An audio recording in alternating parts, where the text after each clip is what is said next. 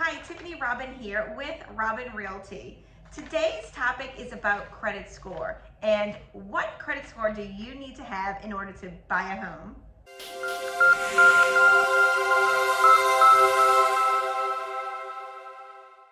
So your credit score is obviously not the only factor to consider when purchasing a home, but it plays an important factor when it comes to determining your interest rate.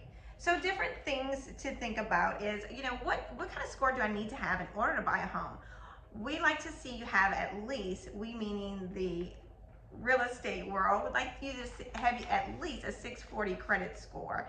That's typically what you need. There are some programs that go down as low as 500 in order to buy a home. Now, as a real estate agent, is that something that I would recommend one of our clients to go after? Certainly it is not. What we would recommend you to do would be to raise your credit score in order to qualify for a more affordable interest rate in a better loan program. So that's how it works. Like, if you have this rate, if you have this credit score, you can qualify for these programs. It's gonna hack up your interest rate. Or maybe perhaps if you have these scores, we can get you into better interest rates. So just something to think about.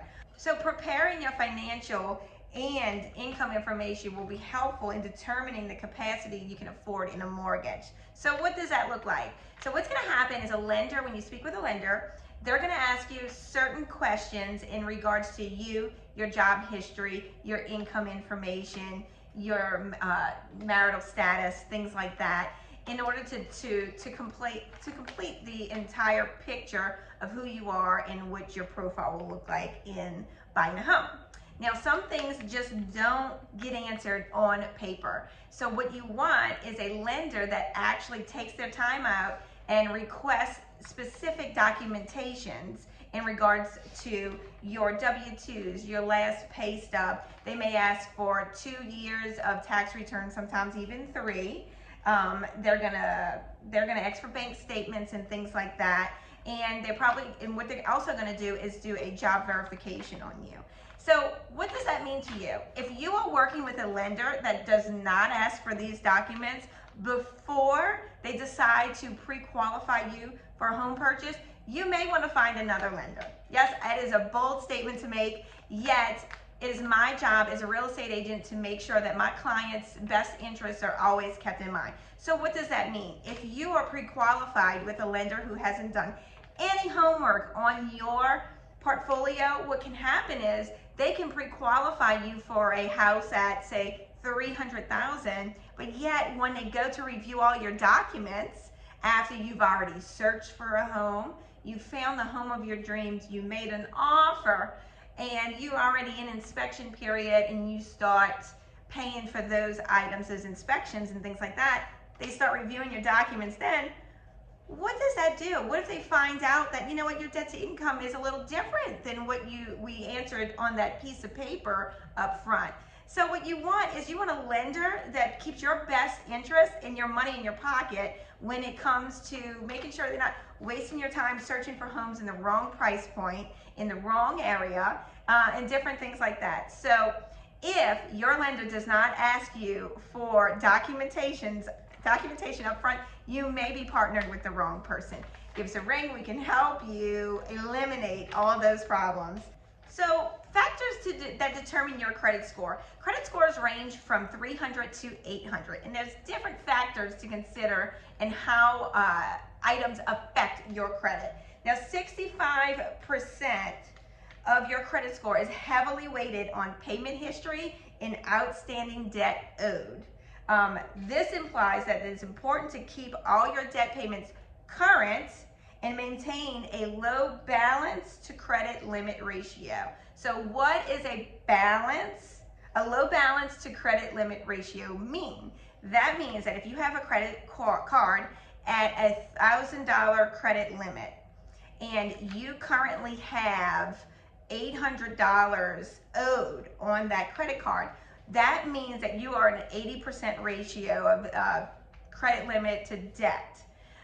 What we would recommend would be for you to pay down some of these credit cards, because Those things are some items that will determine your credit rate. Now, sometimes you'll see, now, don't quote me, I'm not a lender, I am not a credit counselor, yet I have a lot of experience with buyers and their credit when it comes to questions about their credit. And the number one thing I tell them is, how much money do you owe out there? Where does your credit card debt stand? Why don't you go ahead and start working on those debts, and you'll see your points raised. So they give you points, it's a grading system. They're continuing, like, hooray, you paid off, $100 more of this debt, hooray. So every hooray you get actually raises your credit score.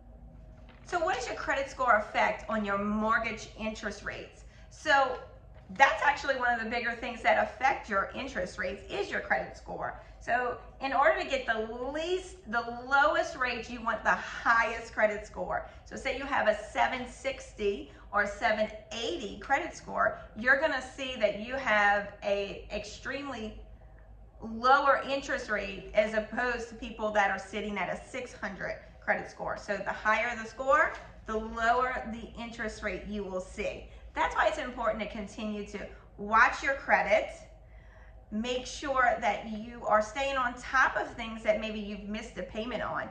You never want to see a missed payment happen just because you did not get the bill.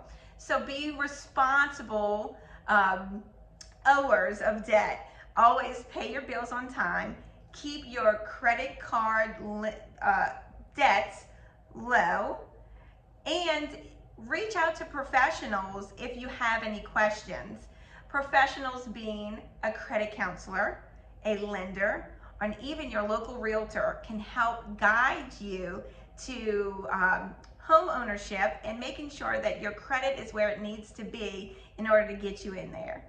So there you have it, folks. If you have any questions or you have any real estate needs we can help you with, give us a ring. We're here to help.